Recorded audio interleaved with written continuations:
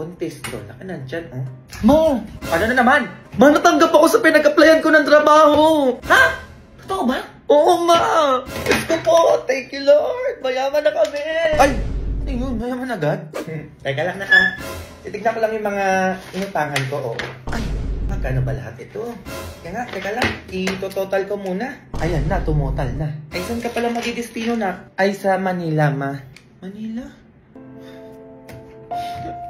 Lahi mo na sa akin, no? Ganun talaga, ma. Para makabayad ka na ng utang mo. Ay, dapat lang, nga. Oo. Eh, kailan ko daw kailangan lumuwas doon. Ngayon na, ma. Mag-iingat ka doon, ha? Oo, ma. Yung mga brick mo, ha? Ibabad mo muna bago mo labhan. Yung mga singit, ganyanin mo para pumuti. Saka di uubra yung katamaran mo sa trabaho mo na yan. Kaya umayos ka, sinasabi ko sa'yo. Sabi naman, di pa nga nagsisimula eh. Eto. Baunin mo tong Mama Tuna. Mama Tuna? Bakit ito, ma? Bakit Mama Tuna? Kasi masarap, mura, at abot kaya. Ayun, saktong-sakto sa nagtatrabaho at magtatrabaho palang kagaya ko. Ay, oo, masarap yan. Kasi kalasan yan yung mga luto ng mga nanay. Kaya dyan ako eh. Ay, ang perfect naman nito, ma. Ay, perfect talaga. Oo, lalo na yung kaldereta at apritada. Nakatipid ka na, nabusog ka pa. Lagay ko na dito, ma, pati na rin to. Ano pa palang ipapabaon mo, maalis na ako eh. Eto, mga ano to, mga number yan, Number? Number na mga alin, ma? Eh di number na mga inutangan ko. No? Diyan mo na lang isend yung mga bayad natin. Nak, ibigay mo to sa babae na sa labas. Oo, parang gutom na siya eh. Ay, oo, mama. O, sige. Hello. Beo, kumain ka na. Para sa iyan. Ano ba yan? Ang onti naman nito. Magbibigay na lang kayo din yung panilubos. Pero sige, okay na to. Malis ka na, doon ka na. A few moments later. Ma! Papasok dito yung babae sa labas! Ano? Sino yun? Kaya grabe naman ito binigay yung pagkain. Walang lasa. Kawala-wala pang sahog. Ang konti pa ng kanin, pati ulam. Ano yun? Tapos di pa masyadong luto, pero naubos mo. O ano? Maganyan-ganyan ka pa? Eh, ano ba yung abak mo? Eto. Chimoris Swiss Yogurt.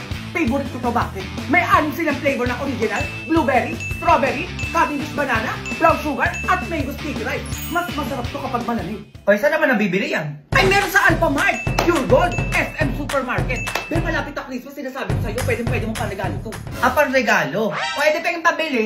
Look! Huy! Binigyan ka na namin ng pagkain Oo nga, tsaka wala na kaming cash dito. Oo, naubos na kanina. Oo, namili kasi ako. Ito na lang, bank transfer. Namin yung dahilan. Ito QR ko, pakibilisan na lang.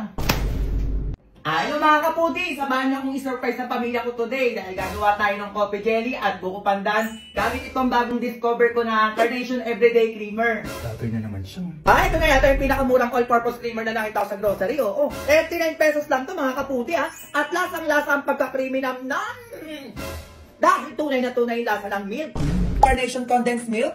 At pagkatapos ay Carnation Everyday Creamer. Ayan. At ihalo natin ng kape. Anong taroy? Mukhang masarap yun Sago? Saka natin siya haluin para coffee jelly na talaga siya. Ay, pasago. Ilagay natin tong gelatin mga kapugi. Tapos susunod natin tong buko. Nata de coco. Sago? Carnation Everyday Creamer. Carnation Condensed Milk.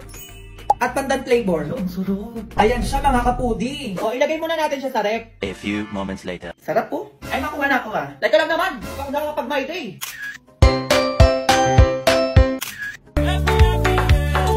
Ang toroy. Patikim nga. Ay! Ang siya naman. Sarap! Totoo ba? Patikim nga. Grabe! Kriminal na! Ang sarap! Ano yun, ma? Bakit? Ikaw kanina ka pa sinasabi ko sa'yo, Pagtapos mo dyan, maghugas ka doon!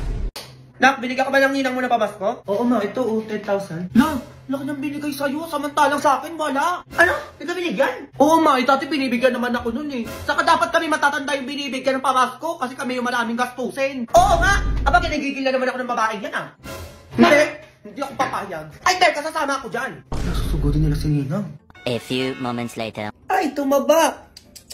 Naku, buntis to. Ninang, lumabas ka dyan. Oo nga. Ingay na yun. Ay, Ninang. Bakit? Anong nangyari sa inyo? Ninang, pamasko ko. Oo nga, bakit di mo binigyan tong anak ko? Kuya, anong petsa na pamasko ka din? Tsaka malaki na yung anak mo, bakit bibigyan ko pa yan? Hindi! Walang malaki-malaki! Kami dapat yung matatanda yung pinapamaskuhan nyo! Kasi kami yung maraming bayarin at gastusin! Tama yon! Hindi yung bata pa yung papamaskuhan nyo na wala pang alam gastusin yung pera nila! Eto kami eto, madaming gastusin, bayarin, ano ba? Oo nga naman, Mare, mag-isip ka naman. Ay, hindi ko din sa bunso niya yung binigay ko sa kanya. Wala nang bawian lang. Ano yan? Binigay mo ni. Pamasko ko nilang, dalian mo, madami pa akong parcel na babayaran. Dalian mo na nga, sinasabi ko sa'yo, bigyan mo na tong anak ko. Kung ayaw mo magkabaranggayan tayo dito. Grabe! Sa pilitan na yung pamasko ngayon, mapapabarangay ka ba pag di ka nagbigay? Eh ganun talaga! Eh pumayag ka pa maging ninang neto mga anak ko kung di mo lang din naman pala papamaskuhan. O eto, 1,000. Lati, 1K lang. 10K na binigay sa akin eh. Ay ano yan bang bata? Hoy, matanda-tanda na to. Dapat malaki-laki na yan dyan yung ibibigay mo. O nga naman, kahit mga 15,000 o 20,000 lang. Hoy, ano yan, Mana? Ikaw na nagdidesisyon? Ikaw na naman yung resyo? Sobrang OA nyo naman. OA! O, etong sa'yo barangay. O, eto na! O, 20K na to ha. Sabi ko sa inyo, baka tumahol-tahol pa kayo dyan. Ayan, ganyan nga. O ma, sagot ko na yung panghanda sa New Year. Ayan, o, mamili na tayo mamaya. O, next Christmas ulit, Mari ha. Ay, ano yan? Dapat mas malaki na ibigay mo next year ha. Go! Go babies, go babies, go babies, go babies.